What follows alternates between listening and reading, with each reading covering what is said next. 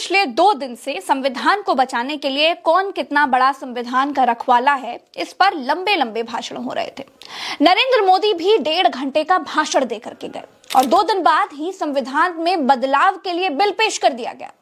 Bill का नाम रखा गया संविधान विधेयक 2024। कंफ्यूज मत होइए, सुप्रीम लीडर की भाषा में इसे ही वन नेशन वन इलेक्शन यानी एक देश एक चुनाव बिल कहा गया है।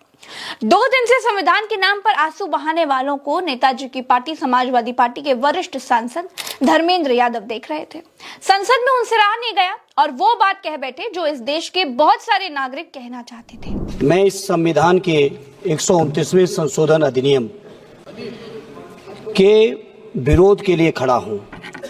अध्यक्ष जी, मैं समझ नहीं पा रहा हूं, अभी 2 दिन पहले संविधान को बचाने की, संविधान की गौरवशाली परंपराएं की कस्में खाने में कोई कमी नहीं रखी। 2 ही दिन के अंदर संविधान की जो हमारी मूल भावना है, 2 ही दिन के अंदर संविधान का जो हमारा बेसिक स्ट्रक्चर है, 2 ही दिन के अंदर संविधान का जो हमारा संघीय ढांचा है, उसको खत्म करने के लिए संविधान संशोधन बिल लाए हैं। और ये लोग एक देश एक संविधान एक चुनाव की बात करते हैं। जो लोग 8 विधानसभाएं भी एक साथ नहीं करा पाते हो, मौसम देख के तारीखें बदलते हो, वो लोग बात करते हैं एक देश एक चुनाव की। इसलिए अध्यक्ष जी, मैं अपनी पार्टी की ओर से, अपने नेता आदरणीय अखिलेश यादव जी की ओर से इस बिल का पुरजोर विरोध करता हूं और आपके माध्यम से देश के जनमानस से कहना चाहता हूं, ये भारतीय जनता पार्टी के लोग तानाशाही लाने के नित नए रास्ते लाते हैं।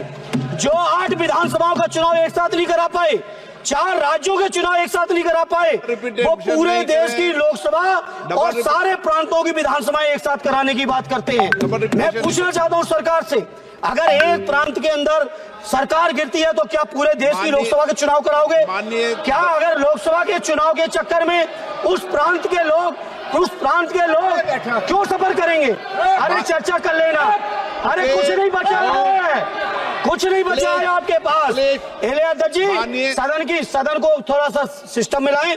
अध्यक्ष जी, आपसे अनुरोध है, आपके माध्यम से सरकार से अनुरोध है, जनता ने बड़ी उम्मीदों के साथ हम सबको भेजा है और हम सब लोगों की जिम्मेदारी है, ये संविधान विरोधी, ढांचे विरोधी, बेसिक स्ट्रक्चर विरोधी कई केसों की चर्चा की मनीष तिवारी जी ने, मैं उनके साथ जोड़ते हुए माननीय सर्वोच्च न्यायालय की भावनाओं के विरोधी, गरीब विरोधी, दलित विरोधी, पिछड़ा विरोधी, मुसलमान विरोधी, इस नीयत को वापस लो। ये अध्यक्ष जी, आपके माध्यम से मेरी आपसे प्रार्थना है। बहुत बहुत धन्यवाद। इस बिल के विरोध में गौरव गोगोई बोलने के लिए खड़े हुए तो बताने लगे कि इस बिल के भीतर क्या क्या है।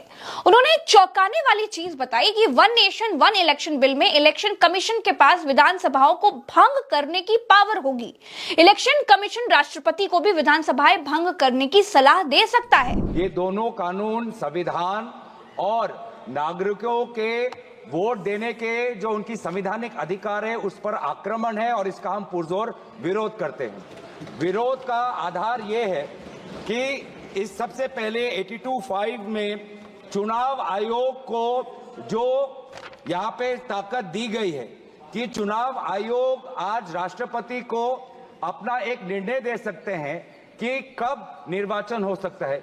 ये कभी भी इससे पहले चुनाव आयोग की ऐसी ताकत भारत के संविधान के निर्माताओं ने नहीं बनाया है। चुनाव आयोग की क्या सीमाएं हैं वो आर्टिकल 324 में है, जहां पर इलेक्शन कमीशन को बस कैसे सुपरवाइज करना चाहिए, कंट्रोल करना चाहिए, इलेक्शन रोल कैसे बनाना चाहिए, वहीं तक ही चुनाव आयोग की क्षमताओं का सीमा बनाया है। लेकिन इस संविधान ने चुनाव आयोग को असंवैधानिक गैर कानूनी ताकत दी है। राष्ट्रपति अगर कोई परामर्श लेते हैं तो सिर्फ काउंसिल ऑफ मिनिस्टर से परामर्श लेते हैं, वो कभी भी वो चुनाव आयोग से परामर्श नहीं लेते हैं। ये एक गैर संवैधानिक इन्होंने एक ढांचा बनाया है।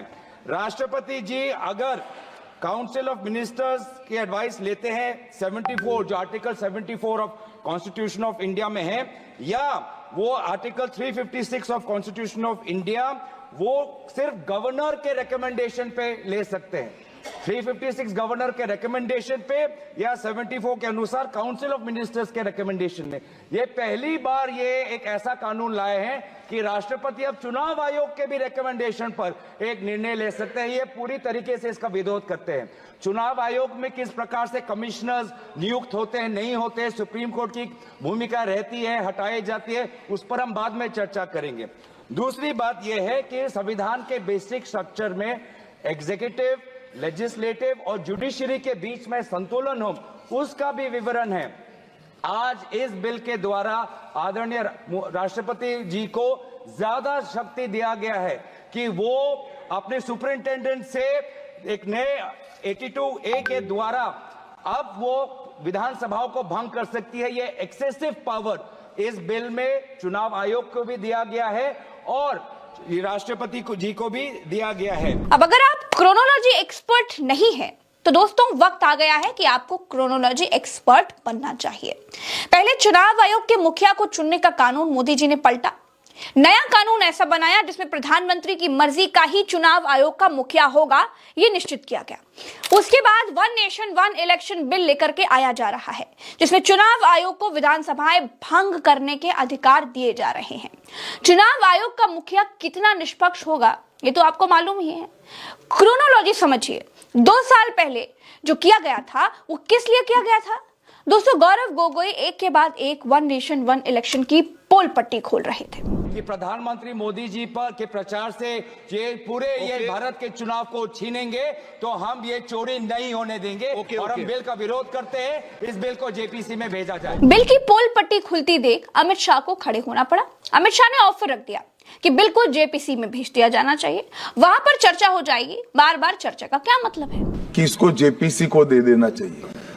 जब ये संविधान सुधार का विधेयक, संवैधानिक संशोधन जब कैबिनेट में चर्चा में आया तब प्रधानमंत्री जी ने स्वयं मंशा व्यक्त करी थी कि इसको जेपीसी को देना चाहिए। इस पर विस्तृत चर्चा सभी स्तर पर होनी चाहिए। इसलिए मुझे लगता है कि इसमें सदन का ज्यादा समय जाया करे बगैर अगर मंत्री जी कहते हैं कि इसको जेपीसी को सौंपने के लिए वो तैयार है तो जेपीसी में सारी चर्चा होगी और जब जेपीसी के रिपोर्ट के आधार पर कैबिनेट इसको पारित करेगी तब भी फिर से चर्चा होनी है। तो मैं मानता हूं कि माननीय मंत्री जी अगर जेपीसी में रखने की इच्छा व्यक्त करते हैं तो यहीं पर एक चीज समाप्त हो जाए। फिर कानून मंत्री अर्जुन राम मेघवाल ने भी हाँ में हाँ मिलाई। उसके बाद वोटिंग कैसे हुई और वोटिंग मशीन से अगर गड़बड़ी हो जाए तो संसद में कैसे पर्ची सिस्टम की व्यवस्था की गई है वो भी आपको बताऊंगी। लेकिन पहले समाजवादी पार्टी के सांसद और राष्ट्रीय अध्यक्ष अखिलेश यादव को भी सुन लीजिए कि वो वन नेशन वन इलेक्शन पर क्या कहते हैं। अखिलेश यादव ने कहा, यह संविधान को खत्म करने का एक और षड्यंत्र है। इससे राज्यों का महत्व भी घटेगा और राज्यसभाओं का भी। कल को ये भाजपा वाले राज्यसभा को भी भंग करने की मांग करेंगे और अपनी तानाशाही लाने के लिए नया नारा देंगे, एक देश एक सभा। जबकि सच्चाई ये है कि हमारे यहाँ राज्यों को मूल मानते हुए राज्यसभा की निरंतरता का संवैधानिक प्रावधान है। लोकसभा तो 5 वर्ष तक समयावधि के लिए होती है। ऐसा होने से लोकतंत्र की जगह एक तंत्री व्यवस्था जन्म लेगी जिससे देश तानाशाही की ओर जाएगा। दिखावटी चुनाव केवल सत्ता पाने का जरिया बनकर रह जाएगा। अगर भाजपाइयों को लगता है कि वन नेशन वन इलेक्शन अच्छी बात है तो फिर देर किस बात की, केंद्र और सभी राज्यों की सरकारों को भंग करके तुरंत चुनाव करवाइए। दरअसल ये भी नारी शक्ति वंदन की तरह एक जुमला ही है। कहीं एक देश एक चुनाव की योजना चुनावों का निजीकरण करके परिणाम बदलने की साजिश तो नहीं है। ऐसी आशंका इसलिए जन्म ले रही है क्योंकि कल को सरकार कहेगी कि इतने बड़े स्तर पर चुनाव कराने के लिए उसके पास मानवीय व अन्य जरूरी संसाधन ही नहीं है, इसलिए हम चुनाव कराने का काम भी ठेके पर दे रहे हैं। जनता का सुझाव है कि भाजपा सबसे पहले अपनी पार्टी के अंदर जिले, नगर, राज्य और राष्ट्रीय स्तर पर इस तरह के चुनाव को एक साथ करके दिखाए, फिर पूरे देश की बात करे। बैरिस्टर ओवैसी साहब संसद में खड़े हुए तो उन्होंने वन नेशन वन इलेक्शन को छोटी छोटी पार्टियों को खत्म करने वाला बिल बताया और सुप्रीम लीडर की ईगो को मसाज करने वाला बिल बताया। This bill will finish off regional parties.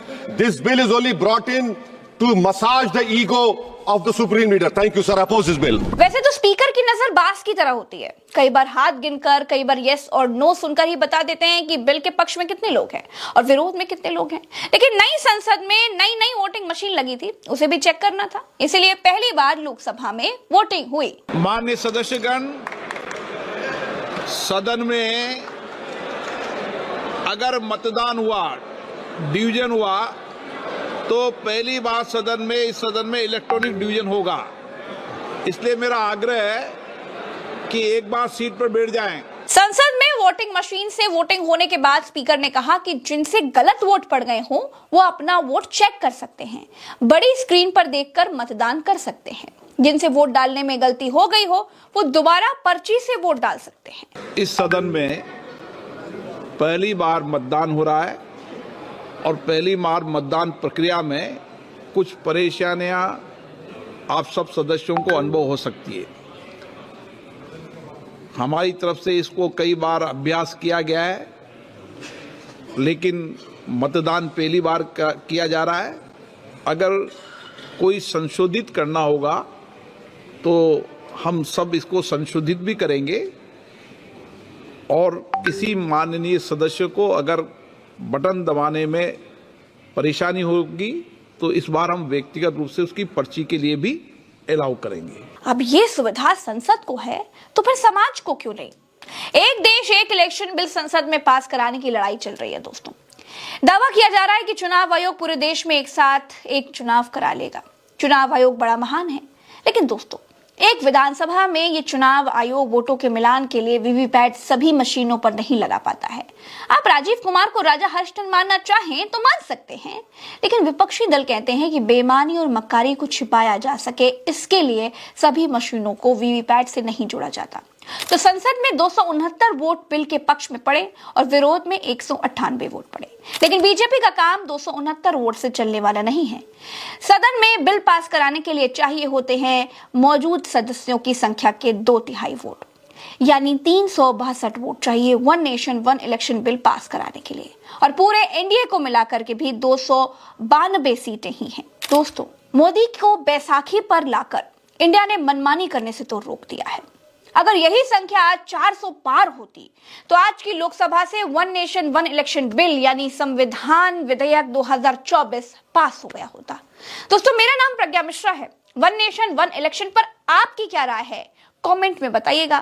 Channel को अगर आपने सब्सक्राइब नहीं किया है तो अभी कर लीजिएगा। इस वीडियो में इतना ही।